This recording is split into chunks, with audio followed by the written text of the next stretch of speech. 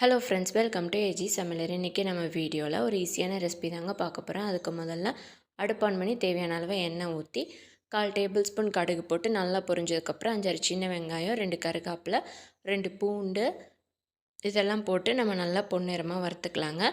மிளகாய் உங்கள் காரத்துக்கு ஏற்ற மாதிரி ஆட் பண்ணிக்கோங்க. இந்த ரெசிபி வந்து எல்லா டிஷ்க்குமே நல்லாயிருக்குங்க. பூரி, சப்பாத்தி, நீங்கள் ஒயிட் ரைஸ்க்கு கூட ட்ரை பண்ணுங்கள், நல்லாயிருக்கும். 3 தக்காளி ஆட் பண்ணிக்கலாங்க. 1/2 டேபிள் ஸ்பூன் மிளகாய்த்தூள், 1/4 டேபிள் ஸ்பூன் மஞ்சள் தூள், 1/2 டேபிள் ஸ்பூன் மல்லித்தூள், 1/2 டேபிள் ஸ்பூன் சாம்பார் தூள், உப்பு தேவையான அளவு இதெல்லாம் போட்டு மிக்ஸ் பண்ணிவிட்டு நான் கத்திரிக்காயும் உருளைக்கிழங்கும் அரிஞ்சு வச்சுருக்கேங்க. அதையும் இது கூட சேர்த்து நம்ம நல்லா ஆட் பண்ணிக்கலாங்க. அதுக்கப்புறம் உங்களுக்கு தண்ணி எந்த மாதிரி கன்சிஸ்டன்சியில் வேணுமோ அந்த மாதிரி நீங்கள் ஆட் பண்ணிக்கோங்க.